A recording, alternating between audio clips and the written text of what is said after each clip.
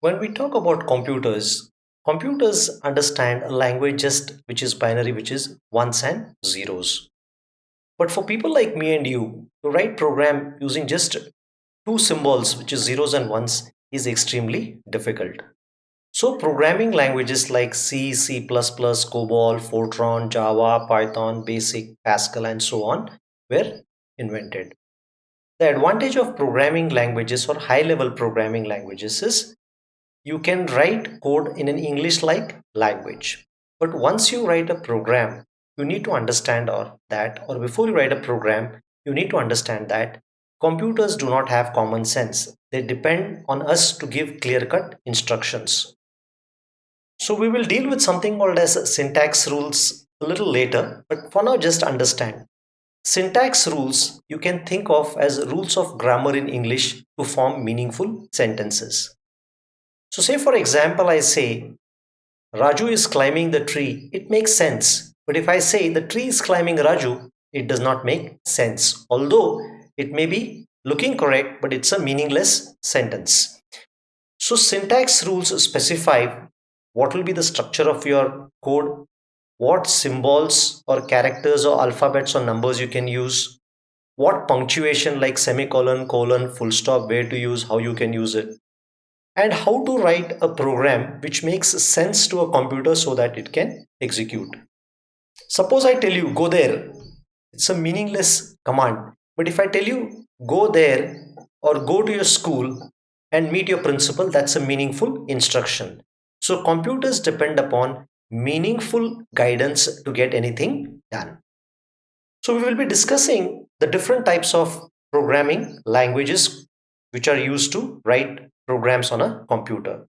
The three types of languages used to write code or program on a computer are a high level language, an assembly language, a machine level language. A high level language is like C, C++.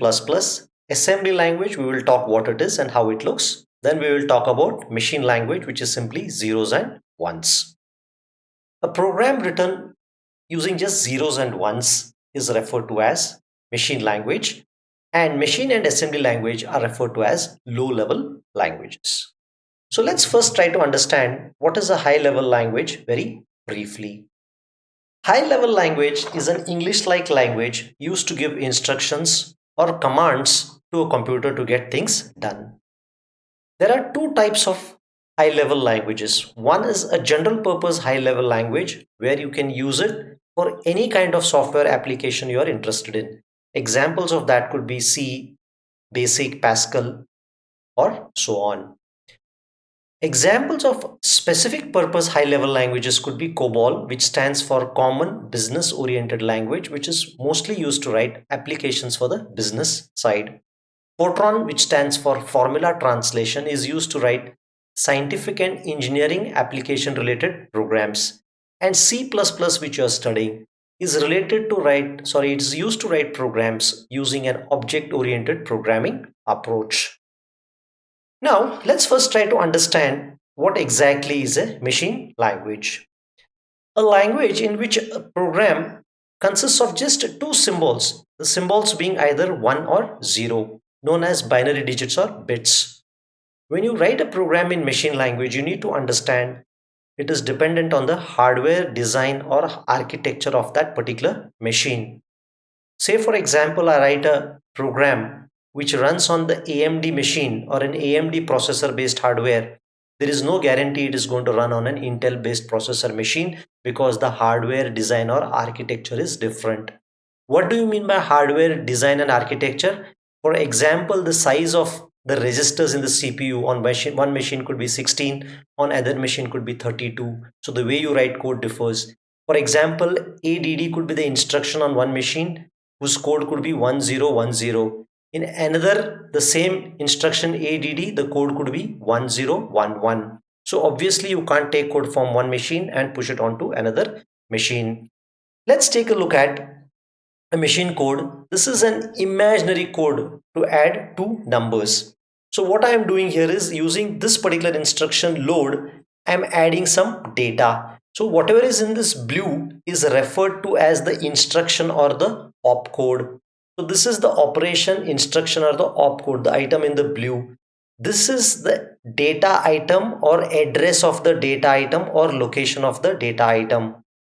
So these all numbers are just examples. Don't think 001 is always load. It could be completely different. So load data. So I'm saying this is the instruction called load and this is the address of that particular data item. Then I'm saying add. This is the instruction to add and I'm saying go to this address and do the addition.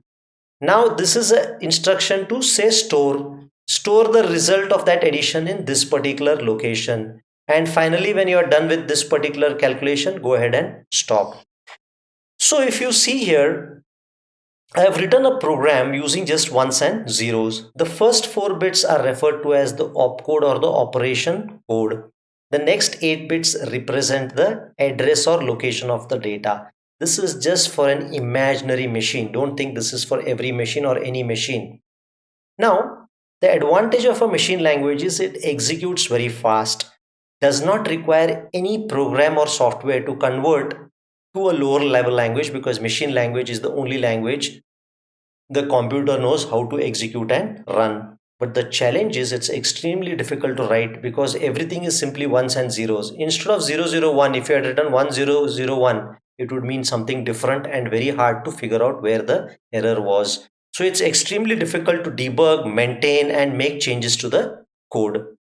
Now, in your notes as well as on the video below this video, I shall provide this link. Go and click on this link and you will see a sample machine code showing how a switch light bulb is switched on, off, and different things using machine code. It's a nice little simulation by this university called as CCSU. So please go there and take a look at how machine language is used to control different things. Now, since machine language was hard, the next level of language which was invented was called as the assembly language. Let me tell you what is the assembly language. Assembly language is a language where instead of ones and zeros, I'm using symbols to represent these ones and zeros. So instead of using the word 001, I could use the word load. Or instead of using 010, I could have used the word add. So instead of using just zeros and ones, I'm using symbols called as mnemonics. This add, multiply for multiplication, halt for stopping. These are all examples of symbols also known as mnemonics in assembly language. Mnemonics means symbols, symbols means mnemonics. That's why assembly language is called as a symbolic language. In place of ones and zero, we're using characters and alphabets to get things done. So once you write in assembly language, the problem with writing in assembly language, or before we take a look at more about assembly language, just take a look at a small piece of code written using assembly language. So here if you see, there are numbers in A and B. I'm adding the number from A into B. The result is stored in B. Now what I am doing is, let us say I'm taking the number 20 and moving it to B. Then I'm multiplying whatever are the contents of B into B. So 20 into 20 would be 400. And then I am halting. This is again an imaginary assembly language program which is just shown to you to see that instead of ones and zeros, we are using here English like symbols. So assembly language cannot directly run on your hardware. We have a program called as assembler which converts your program written in assembly language to a machine level language. The advantage over machine language is it is comparatively easier to write compared to just ones and zeros. But again, its drawback are it is hardware dependent, difficult to write long programs, difficult to manage, difficult to debug, difficult to maintain, and it's extremely tedious or complicated or cumbersome for writing large programs. So this should give you an idea of what is an assembly language. Now, let's lastly take a look at what do we mean by high level language. High level language is what we are going to learn in this course. The high level language we are going to learn in this course happens to be C++. Now, let's try to understand what is a high level language. A high level language is an English like language which is much easier to write code, maintain and debug. Today, almost 99.99% of the applications are written using high level languages. Advantage of high level languages, say I write a code which is based on the Intel processor computer. I can take that code, recompile it on one other machine, say which uses a AMD or a Motorola processor, and rerun that program on a different machine without making any changes to the code. That is the meaning of the word ported. It is not dependent on the hardware architecture for writing the code. Thereby, the code becomes easier to maintain, debug, it is cheaper and faster to develop. Examples of high level languages I have already told you: C, C++, Java, Fortran, COBOL, and so on. There are multiple advantages of high level languages. Since it's machine independent, your knowledge can be applied to across any machines. The learning curve is simple, it's very fast to learn. But there's a small drawback. Since a high level language has to be converted into a machine level language, a software or a translator or an interpreter or a compiler converts that software program into a machine level language. Thereby, it takes time to convert and it is also slow to execute compared to machine or assembly. Why is it slow to execute? Suppose I talk to you in Kannada. That is the fastest way you understand. But suppose this I don't understand Kannada, then we have to bring somebody in the middle. I talk to him in English, he talks to you in Kannada. Pardon me. So now you realize this process is slowed down. Because of this translation, it is slowed down. Another problem is what I tell exactly may not be conveyed to you. So translation takes time and it is not efficiently converted from high level language to machine or low level language. Thereby it slows down the execution.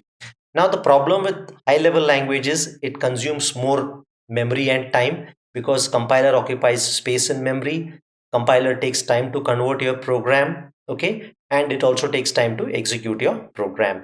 Now let's show you a simple example of an instruction in high level language. Suppose I need to add two values a plus b. I can just use English like or maths like symbols. I can say sum is assigned the value a plus b. That means whatever is contained in a and b is stored in sum.